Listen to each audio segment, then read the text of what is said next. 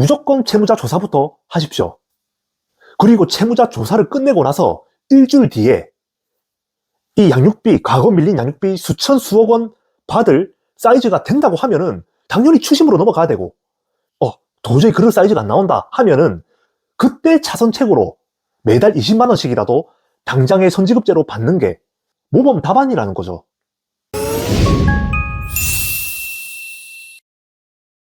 여러분의 시간은 돈입니다. 1.25배속으로 보십시오. 안녕하십니까. 중앙신용정보회사의 김도윤 부장입니다. 드디어 정부에서 양육비를 지급 안 하는 비양육자들에게 칼을 뽑아 들었습니다.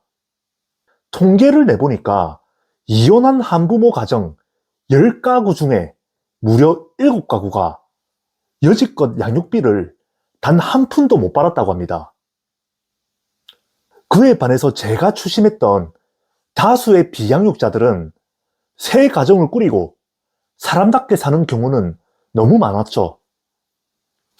더군다나 추심과 법에 대해서 잘 모르는 그런 양육자들은 비양육자를 상대로 감치결정, 재산 명시, 과태료 처분 같은 것만 받아내는 게 여지껏 대한민국 양육비 채권의 현실이었습니다. 그런데 이제는 상황이 좀 달라졌어요. 대한민국 정부에서 2025년 7월 달부터 양육비 선지급 제도라는 것을 실행했기 때문입니다. 자, 매달 돈을 준다고 해서 이 선지급 제도 과연 무조건 신청하는 게 좋을까요? 그리고 선지급 제도로 과거 밀린 양육비 수천만 원까지도 받을 수 있을까요? 추심을 해서 받아야 할지, 선지급제로 받아야 할지, 아니면 둘 다 동시에 신청을 해야 할지, 도대체 어떤 선택을 할지 몰라서 저희 팀에서도 양육비 채권 추심 관련 문의가 최근 들어서 유독 많이 들어오고 있습니다. 그래서 제가 항상 그랬듯 오늘도 답지를 하나 가지고 왔습니다. 선조사 후에 그 다음에 신청입니다. 제가 왜 그렇게 해야 하는지 이 답지를 하나하나 다 뜯어서 설명하겠습니다. 우선 양육비 선지급 제도가 무엇인지부터 정확하게 아셔야겠죠. 이게 뭐냐면 양육비를 못 받고 있는 양육자들에게 정부가 대신해서 자녀 1인당 최대 20만 원을 매달 성인이 될 때까지 그렇게 지원을 해주는 제도입니다. 그리고 정부에서 추후에 비양육자에게 구상권을 청구하는 형식이죠. 자, 그렇다면 양육비를 못 받고 있는 모든 양육자들이 선지급 제도의 혜택을 받을 수 있냐? 아닙니다. 안타깝게도 저희 나라는 미국처럼 그렇게 세금이 많은 나라가 아니죠. 세 가지 기준이라는 게 있습니다. 첫째는 중위소득 150% 이하이면서, 둘째는 3개월 연속 양육비를 단 한 푼도 못 받았고, 마지막으로 추심 등의 절차를 진행했던 경우에만 충족이 됩니다. 제가 방금 말한 이 세 가지 조건이 동시에 만족해야 혜택을 받을 수 있다는 것이죠. 자, 그런데 이 조건 중에서 이상한 조건이 하나 보입니다. 여러분들도 느끼셨겠지만 바로 두 번째 조건이죠. 3개월 연속 양육비를 단 한 푼도 못 받았다는 조건입니다.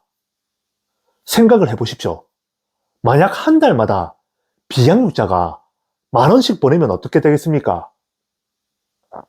혹은 3개월 단위로 10,000원에서 30,000원씩 보낸다고 하면요. 그리고 실제로 이런 일이 발생했죠. 그것도 아주 많이요. 이렇게 비양육자들이 소액 지급으로 꼼수를 써서 두 번째 기준이 바뀝니다. 개정된 기준은 훨씬 좋아졌죠. 자, 왜냐? 최근 3개월간 받은 양육비의 평균 금액이 선지급금 미만인 경우에도 포함을 시킨 겁니다.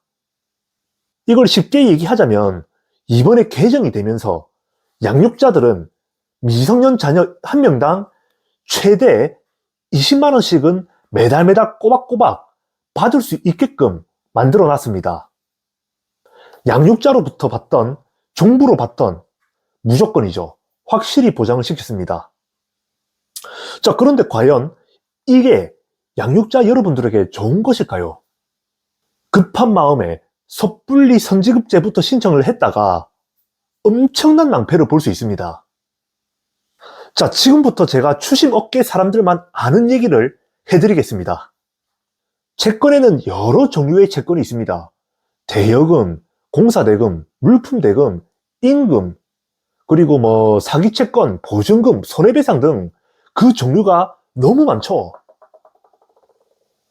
자, 그 중에서 양육비 채권 같은 경우에는 확실히 채권이 오래될수록 채무자의 상태가 점점 괜찮아지는 경우가 많습니다. 막 엄청나게 외제차를 끌고 다니고 롯데 시그니엘에 살고 있다는 뜻이 아니라 아주 평범하게 살고 있다는 뜻입니다. 저희가 대하는 일반 채무자들보다요. 비양육자들이 쓰레기긴 해도 징역도 겁을 안 내는 마음먹은 그런 악질 쓰레기 사기꾼들하고는 차이가 확실히 통계적으로 있다는 얘기입니다. 이혼하고 나서 한 5년에서 10년 정도가 지나면은 비양육자들도 양육비를 주지는 않으면서 또 다른 새로운 가정을 꾸리고 개인회생으로 신용이 괜찮아져서 신차를 뽑고 다니는 경우도 많습니다. 개인 사업장을 떳떳하게 운영하는 경우도 빈번하게 있죠. 이런 채무자들에게 양육비를 받겠다고 선지급제를 신청하면 어떻게 될까요? 정부의 구상권 청구 독촉장, 그거를 보는 비양육자들은 과연 어떻게 행동을 할까요? 그냥 가만히 있겠습니까? 아니죠. 밀린 양육비만 수천이 넘는데 은닉을 시도할 겁니다. 차량, 사업자 명의를 돌리고 보험의 수익자를 변경하겠죠. 적금은 해지를 시키고 예금은 옮겨 놓습니다. 물 건너 갔습니다. 물론 사회행위로 다시 되돌릴 수 있는 건덕지는 있죠. 하지만 이 절차가 보통 절차도 아닐 뿐더러 채권자가 비용을 들어야 하는 부분도 상당히 큽니다. 그렇게 되면 여러분들께서는 선지급제로 한 달에 20만 원씩 그렇게는 꼬박꼬박 받을 수 있겠죠. 하지만 양육비 선지급 제도는 과거 밀린 양육비 수천 수억에 대해서는 책임을 져주지가 않습니다. 그래서 양육비 정책이 바뀐 지금 양육비 채권 추심의 답지는 이렇습니다. 우선 비양육자의 신용조사, 재산조사, 그리고 소득과 거주 형태부터 조사한 뒤에 선지급제를 할지 추심을 할지 판단을 하시라는 겁니다. 이 조사는 저희 팀에서는 무료로 진행되고 단 일주일이면 됩니다. 저희가 조사를 하게 되면 이 사람의 주소지, 거주 형태, 평수, 신용상태, 재산상태, 사업장 현황, 대출 보유량, 추정소득까지 전부 다 나오게 됩니다. 조사를 했는데 만약 비양육자가 신용대출을 잘 갚고 있고 개인 사업장이 있는데 그런데도 여러분들이 선지급제로 한 달에 20만 원씩 받을 겁니까?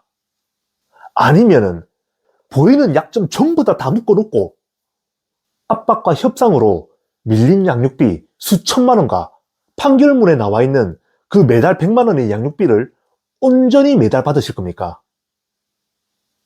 기회는 단 한 번뿐입니다. 조사도 안 하고 선지급제를 신청하면은 구상권 청구 독촉장을 받고 채무자 재산 은닉으로 수천만 원을 받을 수 있는 그 기회가 날아갑니다. 무조건 채무자 조사부터 하십시오. 그리고 채무자 조사를 끝내고 나서 일주일 뒤에 이 양육비, 과거 밀린 양육비 수천 수억 원 받을 사이즈가 된다고 하면은 당연히 추심으로 넘어가야 되고 도저히 그럴 사이즈가 안 나온다 하면은 그때 차선책으로 매달 20만 원씩이라도 당장의 선지급제로 받는 게 모범 답안이라는 거죠. 자, 제가 오늘 가져온 답지, 선조사 후에 선지급금 신청 결정, 왜 그렇게 해야 하는지 충분히 이해되셨을 거라 생각됩니다. 다음 영상에서도 여러분들이 채권 회수를 위해서 답지를 하나 더 가져오겠습니다. 이상 중앙신용정보회사의 김도윤 부장이었습니다. 감사합니다.